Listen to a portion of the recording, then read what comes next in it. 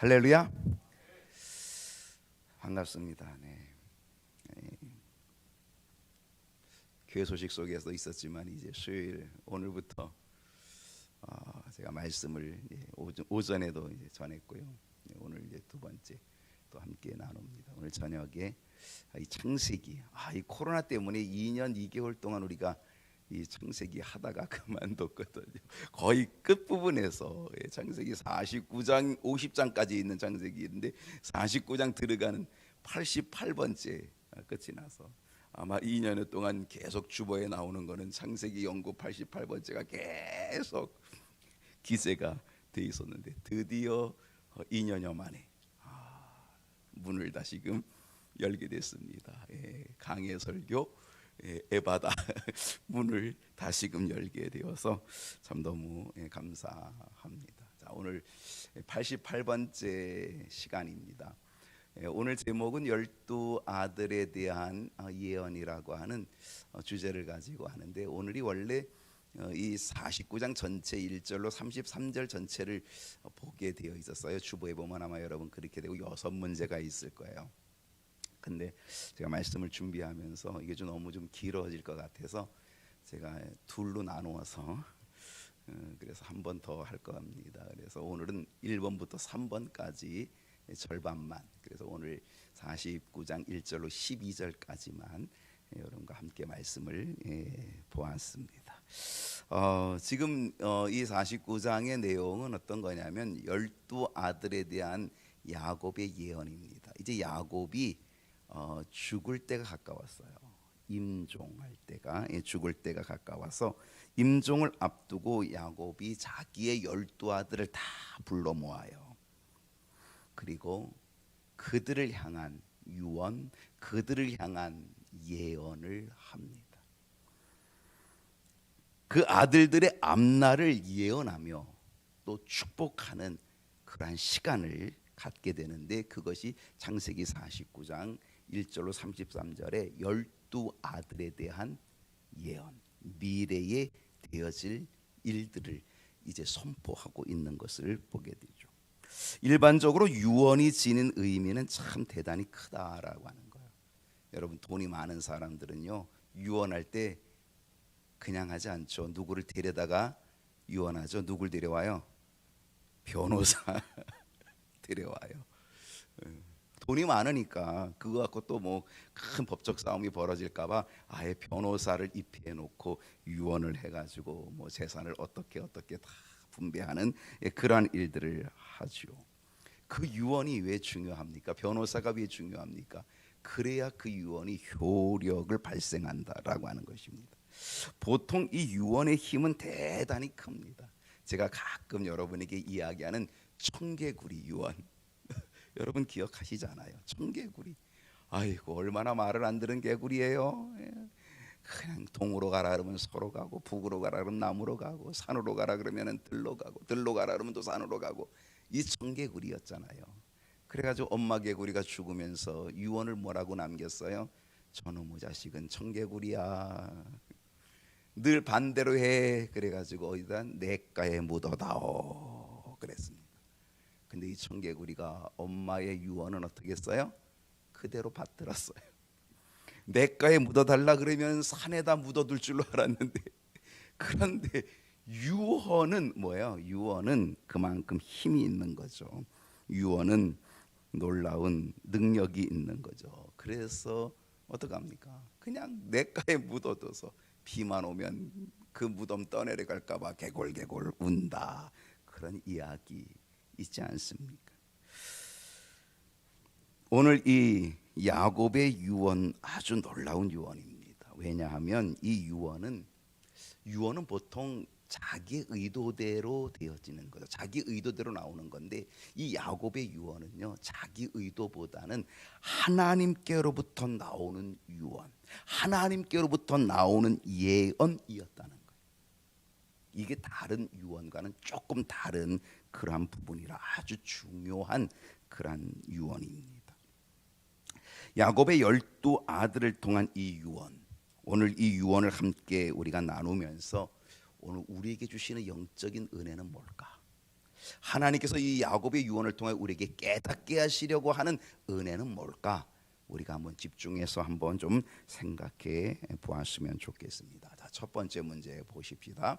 자, 첫 번째 문제는 1번 루벤에 대한 야곱의 예언은 무엇입니까? 루벤. 자, 야곱은 12아들이 있었어요. 그 장자 첫 번째 아들이 누구예요? 루벤이에요. 이 루벤의 이름이 뭐냐면 루우벤. 루우 보라 벤 아들이다. 벤은 아들이고 루는 본다는 거예요. 그러니까 아들을 낳은 거예요. 아이를 딱 낳아서 딱 보니까 아들이야. 루벤 보라 아들이다. 너무 좋아가지고 너무 기뻐가지고. 요즘은 딸이 좋지만 옛날에는 다 아들이 좋았어요. 그래서 딸 낳으면요, 아이고 시어머니들이 얼마나 바가지를 긁는지 몰라요. 아들 낳아야 좋아했잖아요. 아들. 그런데 그 옛날에 아들 기가 막힌 거죠. 그러니 야곱이 얼마나 좋아요. 루벤 아들이야, 야 아들이다 이렇게 된 거죠. 이 루벤을 향한 유언이 이제 시작이 되는데 한번 볼게요. 자, 3절을 한번 보겠습니다. 3절 말씀을 보니까 루벤아 너는 내 장자요. 벌써 뭐 다르죠. 장자에 대한 너는 내 장자요, 내 능력이요, 내 기력의 시작이라. 이제 첫 아들을 낳았어요. 자기 기력의 시작, 자기 기력으로 낳은 아들, 기력의 시작이다. 너는 이제 내 뒤를 이을 자야 라고 하는 거죠. 기력의 시작. 위풍이 당당하고 월등하고 권능이 탁월하다. 근데요, 마지막 부분이 어때요? 탁월하다마는 이게 문제인 거예요. 탁월하다 이게 돼야지 되는 거죠. 너는 위풍이 당당한 거야. 너는 내 기력의 시작이야. 너는 월등해. 너는 탁월해. 이래야 되는데 탁월하다마는 참 이게 문제인 거죠. 루벤은 장자였습니다. 그 당시 장자의 권한은 엄청난 권한입니다. 우리도 옛날 여러분 장자의 권한이 얼마나 셌어요? 엄청난 거죠. 오죽하면 야곱이 발뒤꿈치를 잡고 나왔을까? 오죽하면 발뒤꿈치 잡았겠냐 이거. 간발의 차이. 얼마나 억울하겠어요.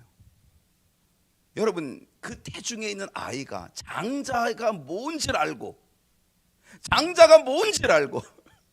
내가 먼저 나가야 돼. 왜 나가? 내가 먼저 나가야 돼. 그리고 발뒤꿈치를 잡는 벌써 이 태중에서부터 복중부터 두 아이가 싸우고 있다 그러잖아요. 두 아이가 싸우고 있다. 장자가 되려고 하는 싸움 아니겠습니까? 그토록 장자권에 대한 아주 집착이 강했던 이 야곱이. 그 집착이 강하다 보니까 어떻게 해요? 아주 그냥 호시탐탐 그 장자권을 노리는 거죠. 그래서 어떻게 하면 이 장자권을 뺏을 수 있을까? 어떻게 하면 내가 장자가 될 수 있을까? 머리를 쓰고 꾀를 내고 그냥 엿보고 하다가 결국은 어때요? 에서가 사냥하고 배고픈 사이에 딱 팥죽을 끓여놨고 그 붉은 팥죽을 가지고 결국은 어떻게 했어요? 장자권을 받고 치게 한 것 아닙니까? 야곱이요. 태어날 때부터 발뒤꿈치를 잡으면서 장자에 대한 그 애착 대단했죠. 집착 대단했죠. 그리고 그 집착과 애착만큼이나 그는 결국은 팥죽으로 형의 장자권을 받고 치게 하는 거죠. 사는 거죠. 루벤은요 야곱의 능력이었어요. 이 말씀대로 장자였고 능력이었고 기력의 시작 맞아요.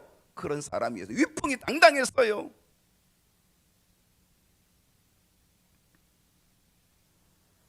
그런데요 참 안타까운 것은 당당했지만 이게 안타까운 거죠. 사실 이 루벤에게 있어서는요 장자로서의 마인드가 엿보여요. 장자는 다르긴 달라요. 여러분도 볼 때 그러잖아요. 장자는 생각이 달라. 그래서 사람들이 장자 하는 거야. 이런 거 여러분 있잖아요. 장녀들도요 딸들이 많은 집안에서도요 장녀는 생각이 달라요. 그 장녀의 생각은 어머니 수준이야. 어머니 수준. 이게 장녀예요. 그러니까 장자와 장녀가 가지고 있는 그 무게감 있는 거죠. 루벤은요 진짜 장자로서의 무게감이 있었어요. 그리고 장자로서의 마인드가 있었다는 거죠. 창세기 37장 20절을 한번 볼게요. 자, 그를 죽여 한 구덩이에 던지고, 이게 무슨 사건입니까? 이 요셉을 죽이겠다는 거죠. 형들이 미워해가지고 요셉 저 꿈꾸는 자를 죽여서 한 구덩이에 던지자. 그리고 악한 짐승에게 잡혀 먹었다고 아버지한테 그렇게 갖다 보고하자. 그 꿈이 어떻게 되는지 우리가 다 볼 거라. 형들이 그렇게 다, 형제들이 다 그렇게 작전을 짠 것 아닙니까? 21절 볼게요. 루벤이 그 소식을 듣고 그 형제들이 지금 이제 요셉을 죽여서 구덩이에 던져버리겠다라고 하는 거예요. 그리고 아버지에게는 악한 짐승에 잡혀 먹었다고 그렇게 보고하겠다는 거예요. 이 루벤이, 장자가 그 이야기를 듣고 요셉을 그들의 손에서 구원하여 그들의 손에서 건져내요. 그래서 그를 살리고자 그 형제들을 설득하는 거죠. 야, 우리가 생명을 해치지 말자. 생명을 해치지 말자. 이게 루벤이, 이 장자의 생각인 거죠. 장자의 마인드죠. 22절을 보면 루벤이 또 그들에게 이르되 피를 흘리지 말자. 그는 형제 아니냐. 피를 흘리지 말자. 그를 광야 구덩이에 그냥 던지고 손을 그에게 대지 말자. 죽이지는 말자. 그냥 구덩이에 던져놓기만 하자. 왜 그랬을까요? 그가 요셉을 그들의 손에서 구출하여 아버지에게로 돌려보내려 함이었더라. 다른 형제들은 다 요셉을 죽이고자 했지만 루벤은 죽이지 않고 이 요셉을 아버지에게로 돌려보내려고 했다라고 하는 거죠. 이게 장자의 마인드가 있었다라고 하는 거죠. 창세기 37장 29절을 보게 되면은요, 루벤이 돌아와 구덩이에 이르러 본즉 거기 요셉이 없어요.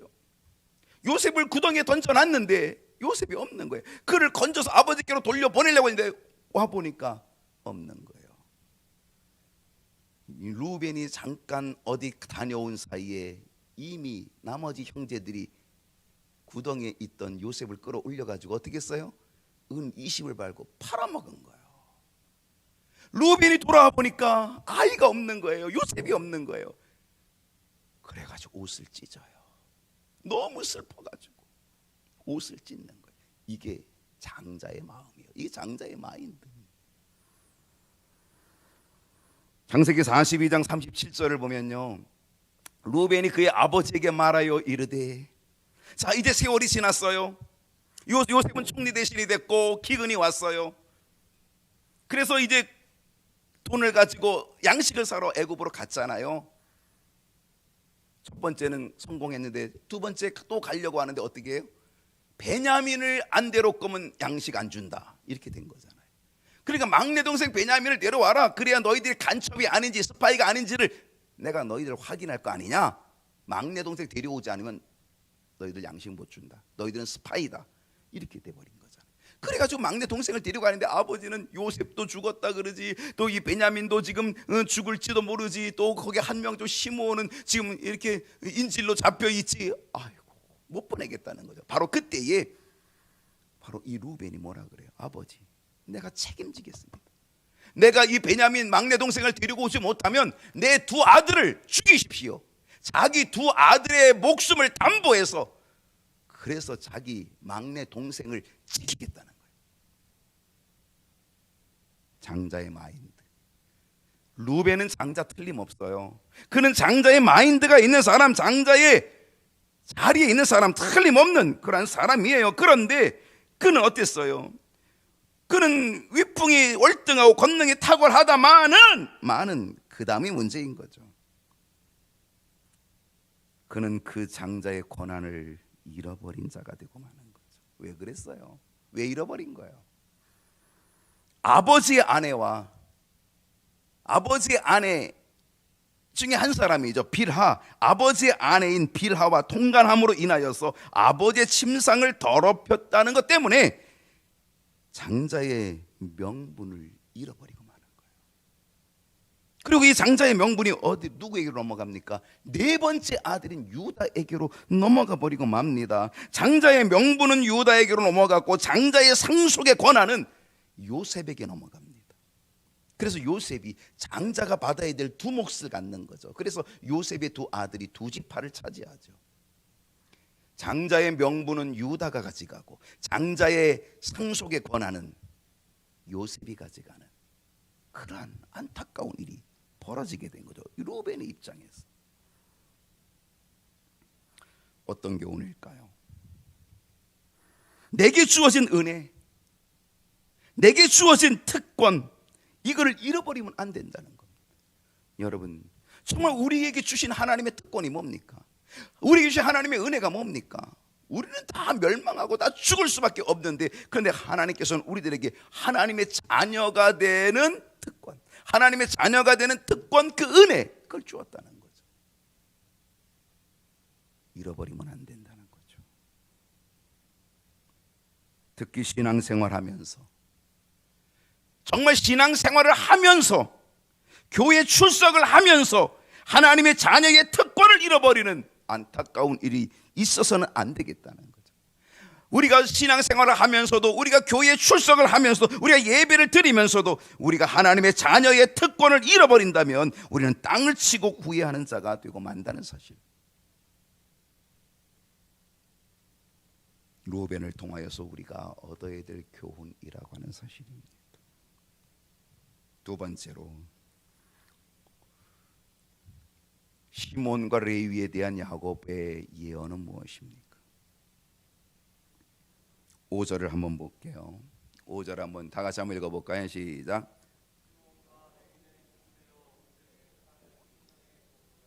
시몬과 레위는 야곱의 둘째 아들, 셋째 아들이. 루벤이 첫째 아들, 시몬이 둘째 아들, 레위가 셋째 아들, 그리고 유다가 넷째 아들이죠. 장자의 명분이 넷째 아들로 넘어가요. 유다에게 넘어가죠. 왜 그런지 여기에 나오는 거예요. 시몬과 레위는 둘째, 셋째. 루벤이 장자의 권한을 잃어버리면 둘째가 차지해야 돼요. 셋째가 차지해야 돼요. 그런데 둘째, 셋째 다 건너뛰어요. 왜 그랬을까요?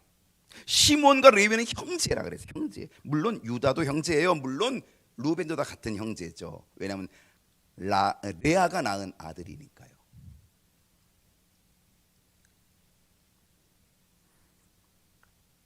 시몬과 레위는 동일한 부모의 피를 받은 형제였어요. 그래서 그들의 행동 양식이 아주 비슷해요. 그들은 짝짝꿍이에요. 아주 잘 맞아요.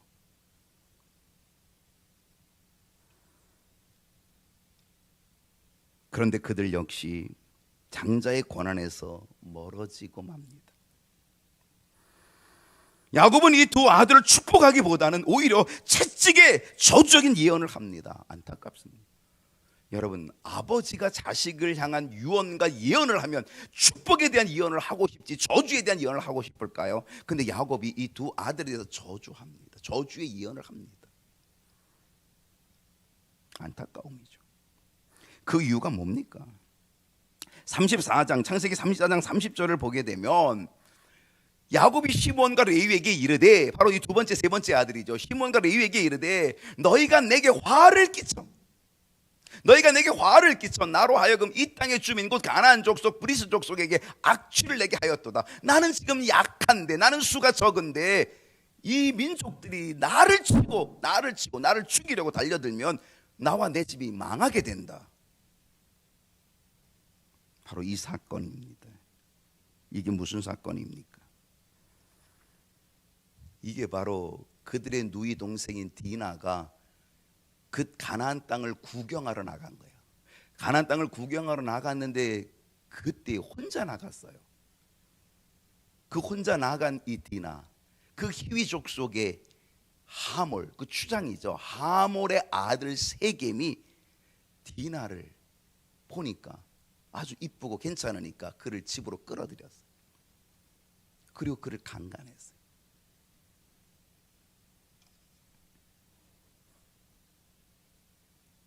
창세기 34장 3절을 보게 되면은요, 34장 3절을 보면은 그 마음이, 이 세겜의 마음이 야곱의 딸 디나에게 연연하며 그 소녀를 사랑하여 그의 마음을 말로 위로하고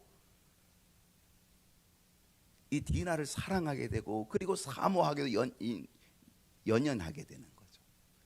그래서 어떻게 했어요? 아버지를 통해서 디나와 결혼하겠다는 거예요. 그래서 아버지인 하몰이 누구를 찾아오는 거예요? 야곱을 찾아오는 거예요. 야곱의 아들들을 찾아오는 거죠. 우리 아들이 당신의 딸을 지금 사랑하니 당신의 딸을 주시오라고 하는 거죠. 사돈관계 맺읍시다라고 하는 거예요. 그때에 이 두 아들, 야곱의 두 아들인 시몬과 레위가 작전을 짜요. 모의를 해요. 어떤 모의냐? 거짓으로 거짓된 모의를 짜는 거예요. 우리는 할례 받은 족속이다. 그냥 너희들은 할례 받지 않았으니 할례 받지 않은 족속에게 우리의 동생을 줄 수 없다. 우리의 딸들을 줄 수 없다. 너희들 남자들 다 할례 받으면 우리와 똑같이 되니까 우리가 우리의 딸들을 주고 너희들의 딸들이 우리에게 오고 그리고 우리가 같이 통혼하고 같이 살자. 할례를 받는 조건을 내세웠어요. 하몰과 그 아들 세겜이 오케이 받아들였어요. 그리고 자기 민족들을 다 설득해가지고 야 우리가 할례 받기만 하면 저들이 다 우리 거 된다. 저들의 것이 다 우리 거 되니까 우리가 할례 받자 이렇게 된 거예요. 그래서 그 민족이 그 족속들이 다 남자들이 할례를 받은 거예요. 할례를 받으면 어떻게 돼요? 남자들은 꼼짝을 못하는 거죠. 바로 그 꼼짝할 수 없는 그때에 바로 이 시몬과 레위가 칼을 차고 나가서 그 남자들을 전부 죽인 거예요.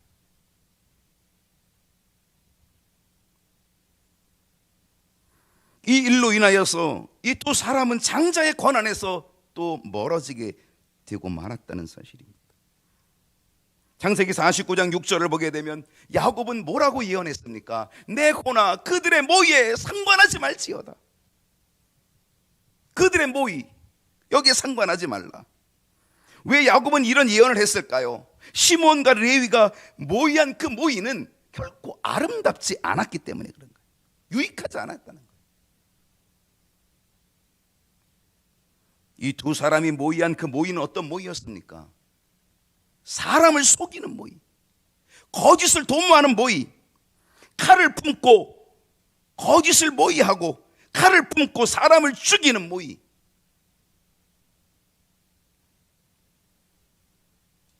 여러분, 어떤 사람과 함께 하고 있습니까? 어떤 사람과 같은 마음을 가지고 있습니까? 시몬과 레위는 같은 피를 받은 형제로 너무 두 사람이 잘 통했습니다. 성향이 같아요. 아주 잘 통했어요. 어쩌면 우리들도 같은 성향의 사람끼리 가까울 수 있습니다. 그것을 조심해야 합니다. 시몬과 레위의 모의처럼 되기 쉽다는 것 깨달아야 합니다. 일반적으로 사람들은요, 부정적인 일 쉽게 마음을 같이 합니다. 수군거리는 일에, 비판하는 일에, 흉보고 그런 일에 아주 쉽게 마음을 같이 하는 그런 특성이 있다는 사실이죠. 교회 안에서 끼리끼리, 교회 안에서 끼리끼리 있어요. 정말 우리가 조심해야 될 것, 교회 안에서 끼리끼리가 좋은 모습, 그 끼리끼리가 선한 영향력을 미치는 모범적인 모습이라면 얼마나 좋겠어요. 정말 끼리끼리가 정말 믿음의 선한 영향력을 미치는 믿음의 모범이 되고 본이 되는 그러한 끼리끼리라고 한다면 얼마나 좋겠냐는. 그러나 교회 안에서 일반적으로 끼리끼리가 결코 좋은 모습을 보이지 않아요. 끼리끼리 다니는 것이 오히려 다른 사람에게 손가락질이 돼요. 다른 사람에게 눈총이 되기 쉬워요. 우리는 깊이 생각해야 돼요. 그 끼리끼리가 얼마나 좋은 영향을 주는지 아니면 나쁜 영향을 주는지. 오늘 우리들의 끼리끼리가 믿음의 모습인지, 우리들의 끼리끼리가 믿음의 모범이 되는지, 믿음의 영향력, 도전을 주고 있는지 정말 믿음의 영향력과 도전을 주고 모범이 된다면 그건 다행이죠. 감사한 일이죠. 그러나 대부분이 끼리끼리가 좋은 모습, 그리고 좋은 영향력이 되지 못하는 것, 이것이 문제라는 거예요. 창세기 49장 6절을 다시 보게 되면요, 내 고나 그들의 모의에 상관하지 말지어다. 내 영광아 그들의 집회에 참여하지 말지어다. 그들의 집회에 참여하지 말라. 그들의 모의에 상관하지 말라. 왜? 그들의 모의와 집회는 그들의 분노대로, 그들의 감정과 분노대로 사람을 죽이고, 그들의 혈기대로 소의 발목 힘줄을 끊어버리는 거예요. 소의 발목 힘줄을 끊었다. 여러분, 오늘 우리들이 칼을 쓴다면 그 칼을 어디에 써야 되나요? 그 칼을 가지고 사탄을 공격하고 사탄의 발목 힘줄을 끝낸다면 얼마나 좋겠냐 말이에요. 그런데 우리들은 그 칼을 가지고 사탄을 공격하는 게 아니라 우리는 사람을 죽이고 소의 발목 힘줄을 끊는 데 쓴다는 거죠.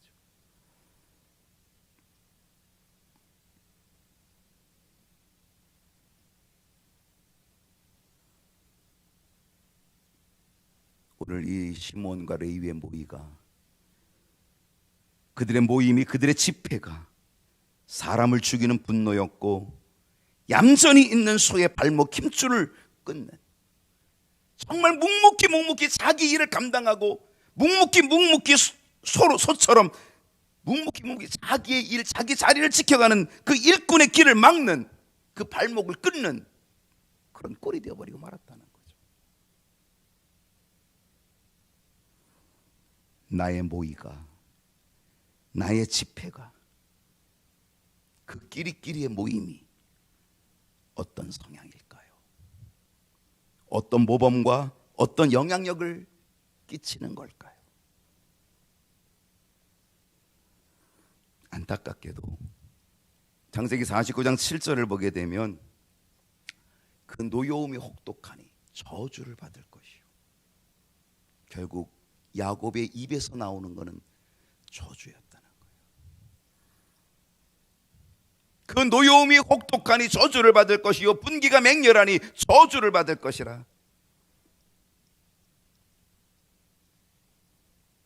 여러분, 우리의 모임이, 혹 우리의 끼리끼리가 있다면 그 모임이, 그 모의가 축복의 통로가 되어야 되지 않겠습니까?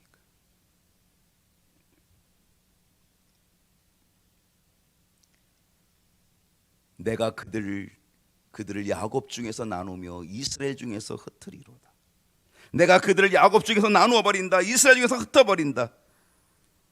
여러분, 이 예언대로 이 시므온 지파는, 그리고 레위 지파는 나누이는 지파, 흩어지는 지파가 되고 맙니다. 시므온 지파는 그 수가 가장 작은 지파가 되고, 그래서 가장 큰 지파인 유다 지파에 부속하며 사는 지파가 되고, 레위 지파는 이스라엘 전역에, 이스라엘 12지파 속에 다 흩어져 가지고, 이스라엘 12지파, 이스라엘 전역에 다 흩어져 살게 되고, 또한 레위 지파는 기업도 분배받지 못하게 됩니다. 오늘 우리는 저주의 대상이 아니라 축복의 대상, 축복의 통로 되어야 될 줄로 믿습니다. 세 번째로 우리가 생각하는 것은 유다가 받은 예언적인 축복은 무엇입니까? 유다는 네 번째 아들입니다. 로벤, 시므온, 레위, 유다, 네 번째 아들입니다. 유다의 예언적 축복은요, 앞에 나오는 시므온과 레위의 대비되는 모습이죠. 시므온과 레위가 저주였다면 유다는 축복입니다. 유다라고 하는 이 이름의 뜻이 뭐예요? 찬송이라는 거예요. 찬송함. 찬송한다라고 하는 게 얼마나 좋아요. 찬송, 높임을 받는 거잖아요. 우리가 하나님을 찬송한 그 하나님을 높이는 거잖아요. 찬송, 높임을 받는 거. 칭송을 받는 거거든요. 그는 그의 이름의 뜻대로 정말 칭송을 받는 자가 되는 거죠. 8절 보겠습니다. 유다야, 너는 내 경제의 찬송이 될지라. 내 손이 내 원수의 목을 잡을 것이요 내 아버지의 아들들이 내 앞에 절하리로다. 너는 내 형제의 찬송이 될지라. 너는 이제 높아질 거다. 형제들, 내 형제의 찬송이 되니 내 형제들 중에 너는 높임을 받게 될 것이다. 얼마나 멋진 겁니까? 얼마나 멋진 축복입니까? 거기다가 내 손이 내 원수의 목을 잡을 것이요. 여러분, 누가 원수의 목을 잡을 수 있겠습니까? 잘못되다 원수의 목을 잘못 잡으면 어떻게 되는 거예요? 내가 죽는 거죠. 누가 원수의 목을 잡을 수 있어요? 강한 자가 잡을 수 있는 겁니다. 강한 자가 잡는 겁니다. 이것은 유다가 강하다는 거예요. 유다는 강하게 될 것이고 그 원수의 목을 잡아서 이길 것이다 라고 하는 거죠. 강하다는 것. 결국 유다를 통하여서 이스라엘은 강한 나라가 됩니다. 이스라엘이 강해집니다. 원수의 대적 목을 잡는 그날이 오게 된다라고 하는 것을 이미 예언하고 있고, 이 예언이 어떻게 이루어집니까? 바로 유다의 혈통에서 나온 다윗을 통해서, 그 아들 솔로몬을 통하여서 바로 이 예언이 그대로 이루어지고 성취되었다는 사실이죠. 강한 나라가 되는 거죠. 계속해서 이 말씀을 보게 되면요, 내 아버지의 아들들이 내 앞에 절하리로다. 내 아버지 아들들이 내 앞에 절한다. 요셉인가? 여러분, 요셉이 꿈을 꿨잖아요. 해와 달과 11별이 자기에게 절하고 볕단들이 자기 볕단에 절하고. 요셉의 꿈이었는데 오늘 바로 이 모습이 누구에게 있다? 유다에게 있게 된다는 거예요. 내 아버지의 아들들이, 내 형제들이, 내 아버지 아들, 내 형제들이 내 앞에 절하리로다. 이것은 뭘 의미합니까? 유다 지파가 왕족이 된다는 겁니다. 왕족. 실상 이스라엘의 첫 번째 왕은 누구였습니까? 사울 왕이었습니다. 이 사울 왕은 어느 지파? 유다 지파? 아니에요. 사울 왕은 베냐민 지파입니다. 그런데 베냐민 지파에서 왕이 처음에 나왔는데 하나님께 버림받아 새로운 왕을 뽑아요. 그때 누가 뽑혀요? 다윗이 뽑히죠. 다윗이 바로 유다 지파. 유다 지파의 다윗이죠. 그리고 이 유다 지파의 다윗이 왕위로 뽑힌 다음에 그 혈통으로 이제 계속적으로 유다 지파에서 왕이 나오는 거예요. 계속 왕이 나오는 거예요. 그리고 그 왕이 누구? 예수 그리스도.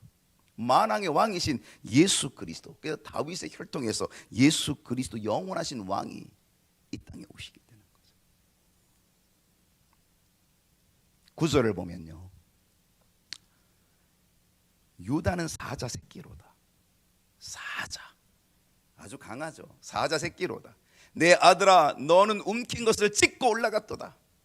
그가 엎드리고 웅크림이 수사자 같고 암사자 같으니 누가 그를 범할 수 있으랴.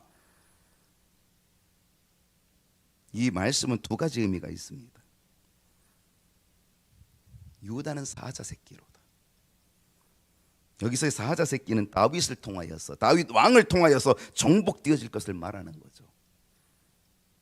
그리고 웅크리고 있는 수사자 같고 암사자 같, 바로 이것은 예수 그리스도 메시아를 통하여서 오게 되어져.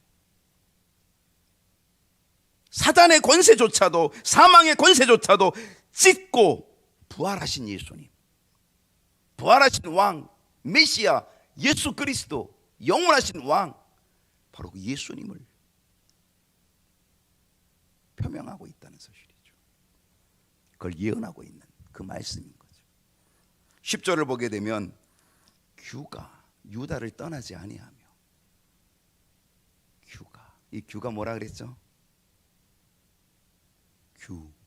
옛날에 제가 얘기했는데 규 저잖아요. 규, 진규. 이 규는 홀이라 그랬어요. 홀. 왕권을 얘기하는 홀. 제가 홀규자거든요. 거기다 참 진짜니까 제가 진짜 홀이잖아요. 참 홀. 잘못하면 이러다 보면 제가 이만이 되는 거죠. 이제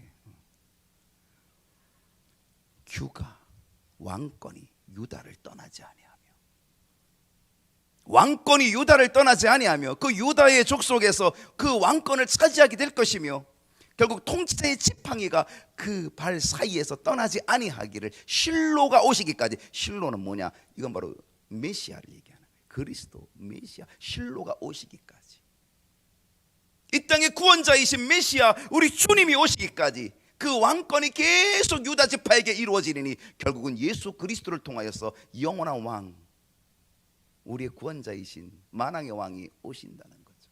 그리고 그에게 모든 백성이 복종하리라. 만왕의 왕, 만주의 주님이 되신, 그래서 모든 무릎이 예수의 이름 앞에 꿇게 되어지는 역사가 있게 되는 거죠. 11절과 12절을 보게 되면, 그의 나귀를 포도나무에 매며 그의 암나귀 새끼를 아름다운 포도에 맬 것이요, 그 옷을 포도주에 빨며 그의 복장을 포도즙에 빨리로다. 12절을 보면 그의 눈은 포도주로 인하여 붉겠고 그의 이는 우유로 말미암아 희리로다. 이제 이 유다에 대한 예언이 마지막입니다. 이거는 포도주의 풍성함을 의미합니다. 여러분, 포도주가 의미하는 게 뭘까요? 포도주는 기쁨이에요. 기쁨.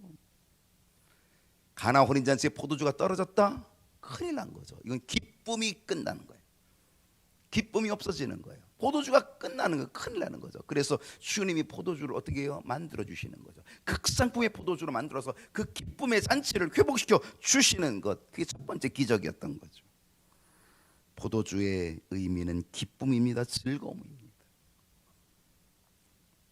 유다 지파를 통한 예수 그리스도, 만왕의 왕 예수 그리스도, 그분이 오시고, 그래서 예수님이 우리에게 영원한 기쁨을 주시는 거예요. 영원한 기쁨 주시는 거죠. 구원자로 오신 예수님이 우리에게 영원한 기쁨을 우리에게 주시는 거죠. 그리고 바로 이 포도주가 의미하는 게 뭘까요? 이거는 바로 예수 그리스도의 보혈, 피. 바로 그 포도주의 옷을 빤다 그랬어요. 11절을 보니까 그 포도주의 옷을 빤다. 주님의 피가 우리의 옷을 빨게 만들어주는 겁니까? 우리의 옷이 어떤 옷이에요? 우리는 죄로 인하여 더러워진 이 옷을, 그 죄악의 옷을 주님의 포도주로, 주님의 피로, 보혈로 다 씻어주시는 거죠. 물이 변하여 포도주 되는 기쁨, 죄인이 변하여 의인이 되고, 죄인이 변하여 하나님의 자녀의 특권을 얻게 되는 기쁨.